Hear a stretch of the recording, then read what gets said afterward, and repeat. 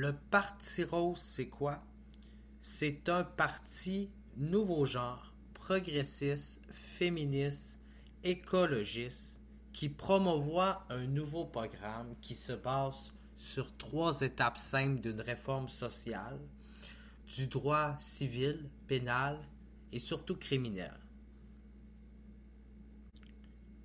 Pour commencer, l'approche de prohibition des drogues actuelles est totalement inefficace dans notre société. C'est pour ça que nous, le Parti rose, ce qu'on propose, c'est de décriminaliser la possession simple pour les consommateurs de drogue et pour les revendeurs parce qu'on s'attaque juste pas aux bonnes personnes.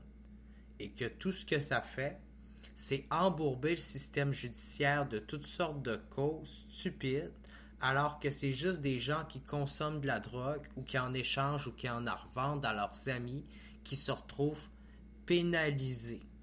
Alors que cette action est totalement dans les faits inefficace dans la lutte contre la drogue. La prohibition actuelle est inefficace, elle ne fonctionne pas. De pénaliser des gens vulnérables parce qu'ils consomment de la drogue, selon nous, c'est quelque chose de complètement absurde. Pour moi, c'est une évidence même. La pénalisation des drogues coûte cher au système pénal et cette approche prohibitive est inefficace sur la santé publique, sur le domaine de la prévention de la santé. Et on l'a vu avec la légalisation du cannabis et l'accès à une drogue saine, à un marché responsable et équitable, à une décriminalisation et même une légalisation des drogues. Donc, c'est pourquoi je suis d'avis que pour ce qui est des autres drogues, on devrait décriminaliser le principe des consommateurs. Ensuite, pour le droit des femmes, pour la liberté sexuelle du corps, et parce que l'État n'a rien à faire dans la chambre à coucher, nous allons légaliser la prostitution tout simplement pour redonner la liberté de leur propre métier, de leur propre corps aux travailleuses du sexe et vaincre le cercle vicieux de l'exploitation sexuelle au Québec. C'est simple. Protéger la femme, c'est protéger les travailleuses du sexe du principe de l'exploitation également, de l'exploitation sexuelle. C'est également d'exclure l'État de la chambre à coucher et de la vie privée des gens. Parce que l'État n'a rien à faire dans la chambre à coucher. L'État n'a pas apporté de jugement sur la vie sexuelle et sur les pratiques sexuelles des gens. De toute diversité, de toute classe, de tout genre. Peu importe leur travail, ce qu'ils font de leur vie, leur style de vie, leur mode de vie, leurs pratiques sexuelles ou érotiques. Tout ça, c'est vraiment très personnel et ça regarde deux adultes consentants. On s'entend-tu? Que de légaliser la prostitution, ça fait en sorte qu'une travailleuse du sexe peut pratiquer son métier indépendamment, en étant autonome, en déclarant ses revenus sur les impôts, sans être victime des cercles vicieux de l'exploitation sexuelle, du vice illégal actuel qu'est la prostitution aux yeux de la loi. Surtout que dans un sens, la loi n'a pas vraiment apporté de jugement, la société n'a pas apporté de jugement là-dessus. Ensuite, il est temps d'avoir au Québec un programme de lutte contre le sexisme multigenré. Ça fait beaucoup trop longtemps qu'on cherche à genrifier les choses au Québec. Il y a beaucoup trop de féminicides, d'homophobie, de discrimination sur l'expression de genre. C'est comme si on s'attaquait à la femme, au principe de féminité, à tout ce qui ne représente pas l'homme viril, masculin, patriarcal et toxique. Il est réellement temps au Québec de protéger le statut de la féminité sous toutes ses apparences et sur toutes ses formes, pour de vrai, sur tous ses principes de diversité. Ça serait comme pas mal le temps aujourd'hui de protéger tous les genres confondus. d'arrêter d'en faire une frontière et un mur entre l'homme et la femme, quand on est rendu à diviser, à faire une parité égale entre les hommes et les femmes, c'est que pour de vrai, on n'a rien compris sur ce que c'est le principe de l'égalité. C'est qu'on cherche à donner une fausse figure, une fausse parure d'intégration de la femme aux yeux des autres sous un principe de parité qui ne représente pas la véritable intégration de la femme dans la société. Ça ne change rien. C'est une mesure politique de paraître pour faire beau aux yeux du monde, bien paraître, mais à part ça, ça change pas grand-chose au principe d'égalité sur les salaires entre les hommes et les femmes dans la société et sur toutes les autres conditions par rapport à la condition féminine. Et par rapport au jugement au masculin de tous ces hommes pro-masculins, masculisme, dans ce féminisme et masculisme qui s'opposent. Ça fait trop longtemps que je la vis dans la société. Il est temps de lutter contre la violence haineuse. Il est temps de lutter contre les actes homophobes et les féminicides. Ça arrive beaucoup trop, là. On s'en prend toujours aux femmes, aux homosexuels, aux personnes qui ont l'air le plus faible dans la société. Je propose un programme de lutte contre l'intolérance et la violence haineuse.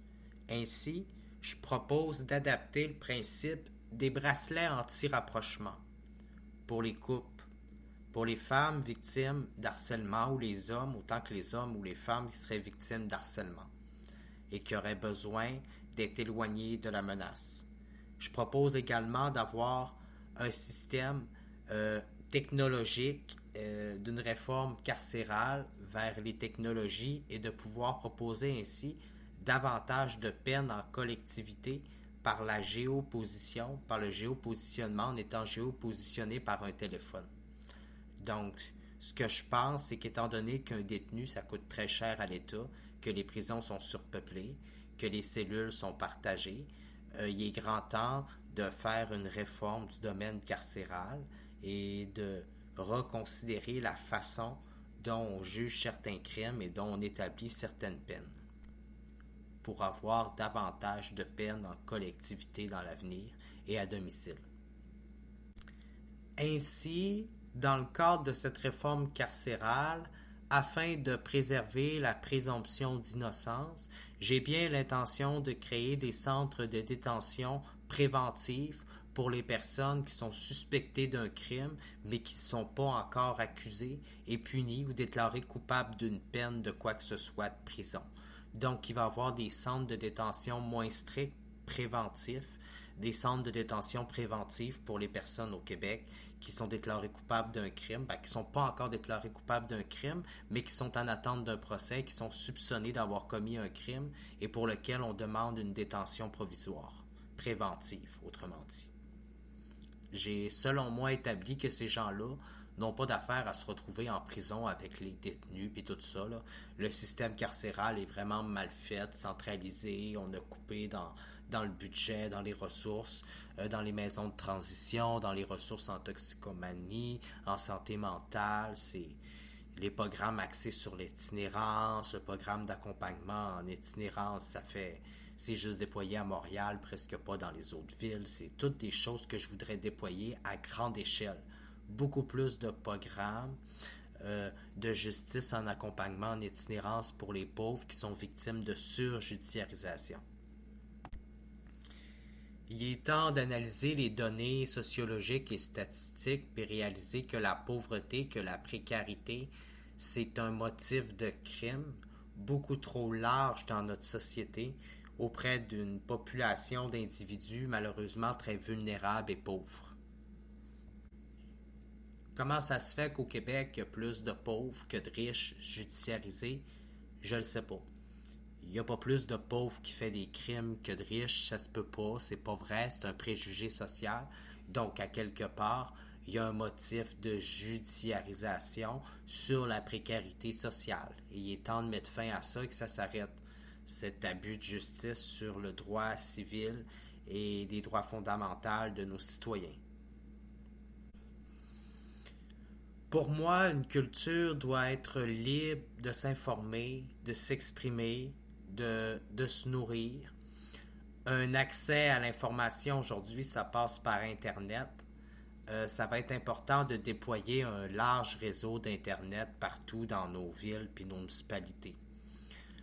D'avoir des livres, des documentaires, une culture mieux financée et beaucoup plus accessible dans notre avenir.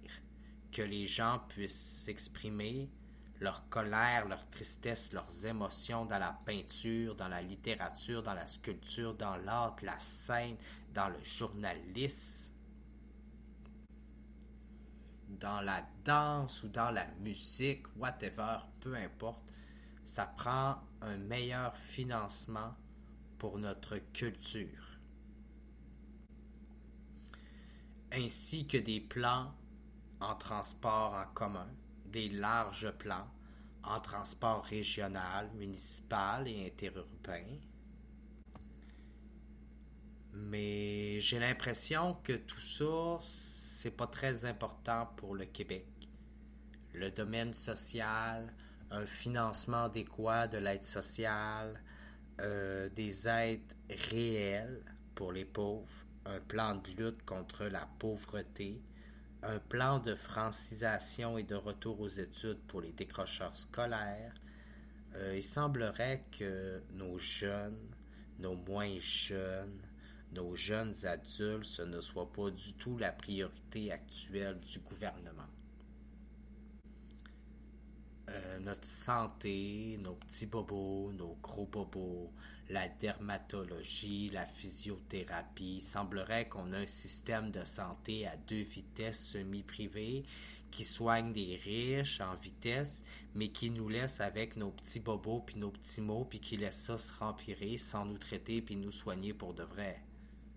Ça n'a juste pas d'allure, là.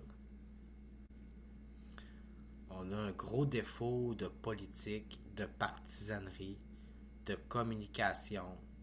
On a de la misère à pouvoir parler sur la sphère publique dans nos médias. C'est le monopole médiatique. Tout est centralisé et unicentré sur les mêmes formes de politique, sur les mêmes couleurs, sur les mêmes concepts depuis des années. Gauche, droite, fédéraliste, souverain, bleu, rouge, français, anglais. Ça fait trop longtemps. Trop longtemps que la politique, que nos dirigeants, que nos partis politiques utilisent la division, la partisanerie. C'est au point d'enflammer la société. Ça donne quoi de porter des préjugés comme ça, de se traiter d'extrême droite, de woke, pour de vrai, de se comparer autant à Adolf Hitler que à Fidel Castro de l'autre côté. Je veux dire, ça arrête plus, ça finit plus, c'est rendu puéril. Au point où ce que moi, ben j'embarque plus là-dedans. Moi, ben, il y a des affaires qu'il faut qu'ils changent chez nous. Il y a des affaires qui doivent changer pour le mieux dans ma ville. Il y a des affaires qui doivent s'améliorer dans l'ensemble de la province, dans l'ensemble de nos collectivités, pour le droit social, pour les droits humains, pour le respect individuel, pour l'intégration de la diversité et de toute forme d'expression ou de genre. Et là, on est dans des formes de politique et dans des mouvements politiques qui dérangent, qui divisent, qui provoquent, qui n'a que pour seul but, on dirait, que celui que de semer une large zizanie pour vrai. En dehors de cette zizanie politique québécoise, en dehors de ces mauvaises politiques qui nous dirigent, ben, il y a autre chose. Il y a des choix alternatifs. Il y a d'autres alternatives à la vision peu commune, peu partagée, peu sondée, peu votée. Je veux dire, c'est même pas nos citoyens qui décident de nos lois, puis de rien.